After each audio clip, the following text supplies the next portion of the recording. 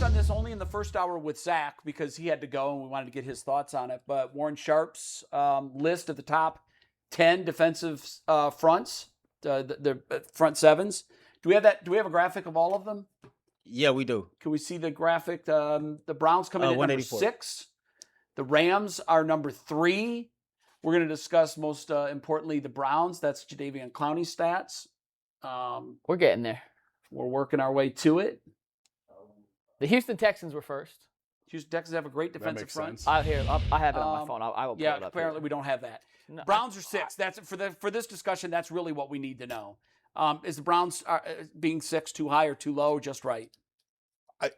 I'm okay with where they are.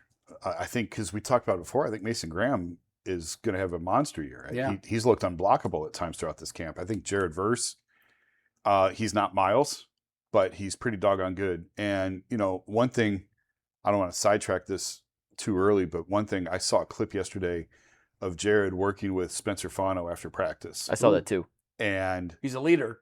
And that sort of made me smile a little bit because I remember when they drafted Fano and I was talking to people about like, well, what do you think? Is he big enough to stay a tackle? Can he make it a tackle? And one of the first responses I got was, well, Myles is going to take delight in like destroying him in camp, like going at him every day and just pulverizing this kid. Sure.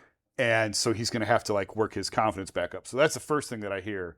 And then the flip side of that, you see Jared Verse working with Fano and working on technique. And, that is good to see. And again, Myles is one of one on the field. But I think Jared can do some things, can fill some of the voids where Myles was lacking in locker room and leadership and all that stuff. So, I think this is a very good defensive line. Now, is Malik Collins going to be healthy?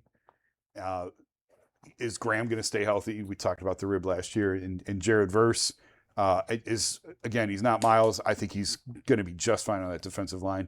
Yeah.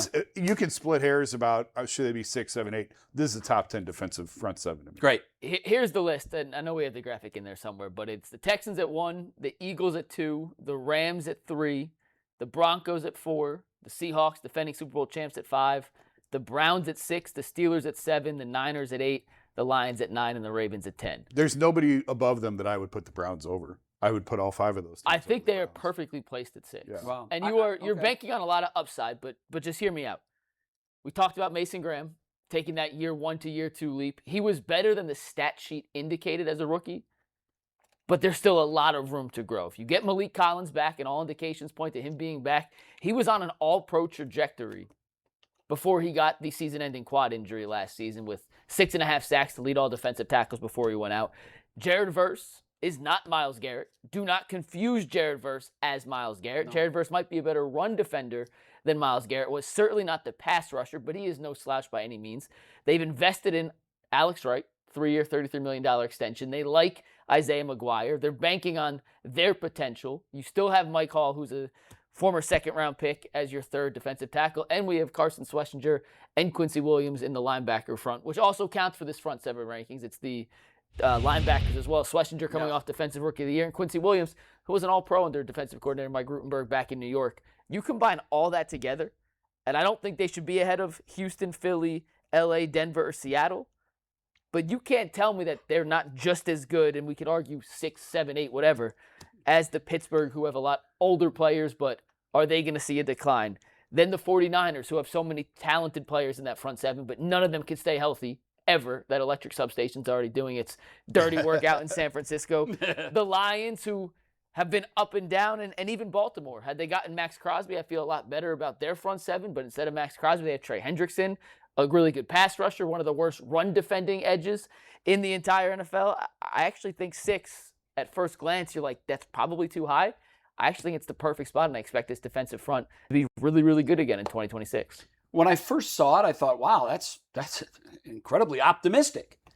But then you do start thinking about its front 7. You throw the linebacker in there, and, we've got a guy, I think, that's going to track not just to be a Pro Bowler, but an all-pro player. Yeah. He will be all-pro. And then you start asking, well, what about Verse? I think Verse can be all-pro. I know that everybody is saying that he's not Myles Garrett. He's not.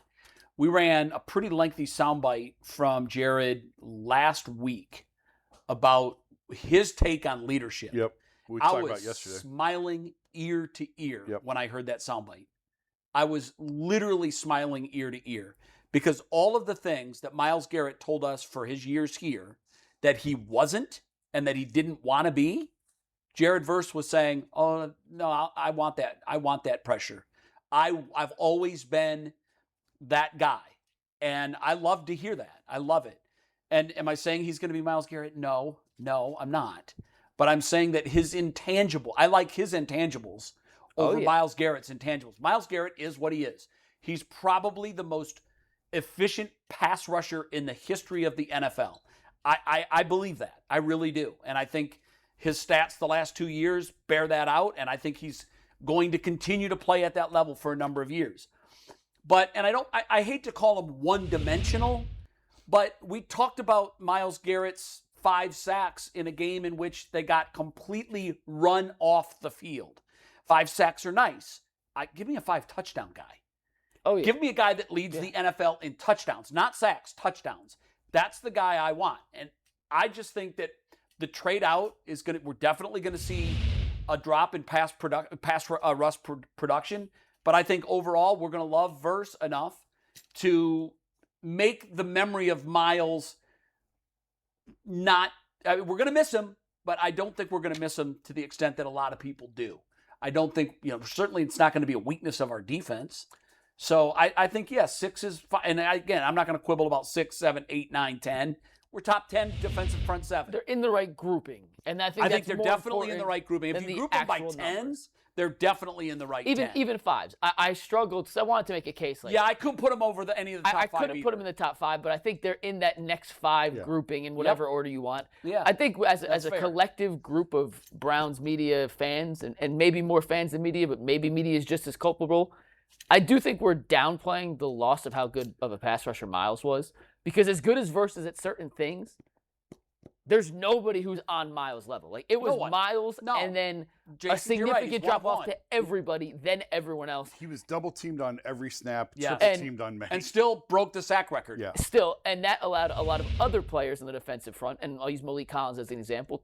He was going one-on-one every time, and he was really good and beat guys. Now we're going to see defensive lines not have to shift their focus completely to one side to wherever Myles is. That's going to make it harder for the others. Of course it will. With that being said, I still really, really, really like the talent in that group, and I think the room for growth in all these guys. It's not just Mason Graham. It's Mike Hall. It's Alex Wright with extended snaps. It's Isaiah McGuire. It's Jared Verse, who's entering his 3rd season. Like, he still has room to get better as a pass rusher, too. Schlesinger, going from 1st year to 2nd year, the Rookie of the Year, was an incredible feat. But I don't think any of us think Schlesinger's capped out as good as he can be moving forward. So I understand that losing Myles is a ridiculous loss, and you're not going to replace him with any one individual person.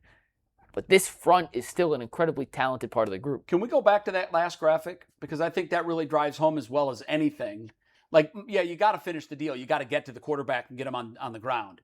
But this is an incredible number when you look at the fact that Verse is a newcomer to the league, and he's 3rd over the last 2 years in pressures. Yeah. We're going to continue to get pressure on quarterbacks. Yeah. And I don't know that, we're not going to have anybody break the NFL sack record, but he's going to get home, and he's going to get home a lot. Pressures are very important because pressures can lead to bad throws, which can turn into picks. The one caveat to that, and it's not to diminish what Verse has done. This is more of a, hey, this is what makes Myles' numbers even crazier. Over the last 2 seasons, I know the Browns' opponents didn't pass as much. Jared Verse has the single most pass rushes with his team in the lead. Myles Garrett was 31st in that category. Sure, because the team never has the lead. And that shows how result, good Myles not throwing is in the 4th quarter. And that's more of just a highlighting how good Myles is than any knock against Jared I get Verse. it. And that does need to be pointed out because when the Browns are down by 15 points going into the 4th quarter, he's not going to get any chances. So it's just that simple.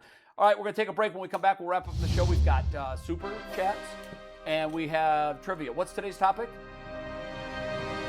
TBD. TBD. Oh, wow. All right, mystery topic.